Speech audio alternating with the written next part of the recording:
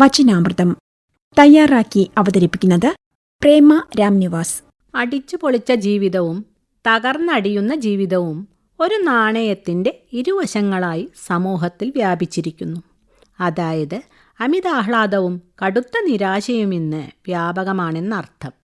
ചെറിയ കാര്യങ്ങൾക്ക് പോലും നടത്തുന്ന സ്വയം മറന്ന ആഹ്ലാദ പ്രകടനങ്ങൾ സമൂഹത്തിൽ സൃഷ്ടിക്കുന്ന ആഘാതങ്ങൾ വാക്കുകൾക്കതീതമാകുന്നു. അവ പലപ്പോഴും സംഘർഷങ്ങൾക്കും എന്തിനധികം മരണത്തിനു പോലും കാരണമാവുകയും ചെയ്യുന്നു. അതുപോലെ വലിയ വലിയ സ്വപ്നങ്ങൾ നെയ്ത് അവ തകർന്നടിയുമ്പോൾ കൂട്ട ആത്മഹത്യ വരെ എത്തുന്നതും സർവ്വസാധാരണമാണ്. എല്ലാം മിതമായ വിധത്തിലായാൽ ഇത്തരം സാഹചര്യങ്ങൾ ഒഴിവാക്കാം. രാപ്പകലുകൾ പോലെ സുഖദുഃഖ സമ്മിശ്രമാണ് ലോകം. പ്രശസ്തമായ ഈ കഥയൊന്നു കേൾക്കാം.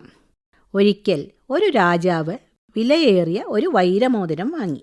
തൻ്റെ പിൻഗാമികൾക്കു വേണ്ടി മോതിരത്തിനുള്ളിൽ മികച്ചൊരു സന്ദേശം സൂക്ഷിച്ച് കൈമാറുകയായിരുന്നു ലക്ഷ്യം.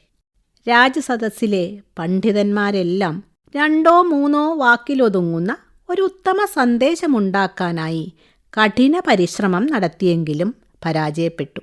അവസാനം കൊട്ടാരത്തിലെ വയോധികനായ ഒരു പരിചാരകൻ രംഗത്തെത്തി. യുവരാജാവിൻ്റെ അച്ഛൻ പരിചാരകനെ ഏൽപ്പിച്ച രഹസ്യ സന്ദേശമടങ്ങിയ ഒരു കൊച്ചു കടലാസു കഷ്ണം കൈമാറി.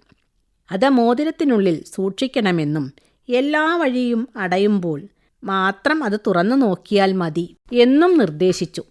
യാദൃശ്ചികമായി ഒരു ദിവസം അയൽ രാജ്യം നമ്മുടെ രാജാവിനെ ആക്രമിക്കുകയും രക്ഷപ്പെടാനുള്ള എല്ലാ വഴികളും അടയുകയും ചെയ്തപ്പോൾ രാജാവ് മോതിരത്തിനുള്ളിലെ സന്ദേശം വായിച്ചു. ഇതും കടന്നുപോകും എന്നായിരുന്നു അത്. പെട്ടെന്ന് രാജാവിൻ്റെ മനസ്സ് സ്വസ്ഥമാവുകയും ശരീരത്തിന് കരുത്ത് ആർജിച്ചതായി അനുഭവപ്പെടുകയും ഉണ്ടായി. മാത്രമല്ല ശത്രുക്കളുടെ ദൃഷ്ടിയിൽ നിന്ന് രക്ഷപ്പെടാൻ കഴിയുകയും ചെയ്തു. രാജാവ് ആ മാന്ത്രിക സന്ദേശം മോതിരത്തിനുള്ളിൽ തന്നെ ഭദ്രമായി വെച്ച് സ്വരാജ്യത്തേക്ക് മടങ്ങി. അദ്ദേഹത്തിൻ്റെ തിരിച്ചുവരവിൻ്റെ ഭാഗമായി പ്രജകൾ വമ്പിച്ച സ്വീകരണങ്ങളും ആഘോഷങ്ങളും സംഘടിപ്പിച്ചിരുന്നു. രാജാവും അതിൽ മറന്നുപോയി. ഇതു കണ്ട വൃദ്ധസേവകൻ മോതിരത്തിൽ സൂക്ഷിച്ചു വെച്ച സന്ദേശം ഒരിക്കൽ കൂടി എടുത്തു നോക്കേണ്ട സന്ദർഭമായെന്ന് ഓർമ്മിപ്പിച്ചു. നമ്മൾ സന്തോഷമായിരിക്കുന്ന ഈ വേളയിൽ അതെന്തിനു വായിക്കണമെന്നായി രാജാവ്.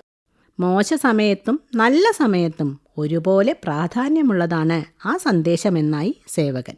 രാജാവ് മനസ്സില്ലാ മനസ്സോടെ ഇതും കടന്നുപോകും എന്ന ആ സന്ദേശം ഒരിക്കൽ കൂടി വായിച്ചു. രാജാവ് പെട്ടെന്ന് ശാന്തനായി. കൂടുതൽ ചിന്തിച്ച അദ്ദേഹം അമിതാഹ്ലാദ പ്രകടനങ്ങൾ നിർത്താൻ ഉത്തരവിട്ടു. മാത്രമല്ല അദ്ദേഹത്തിൻ്റെ അഹങ്കാരം ശമിക്കുകയും സന്ദേശത്തിൻ്റെ യഥാർത്ഥ അർത്ഥത്തെക്കുറിച്ച് ബോധവാനാവുകയും ചെയ്തു. രാപ്പകലുകളെപ്പോലെ സുഖദുഃഖങ്ങൾ മാറി മറിയുമെന്ന സത്യം രാജാവിന് ബോധ്യമായി.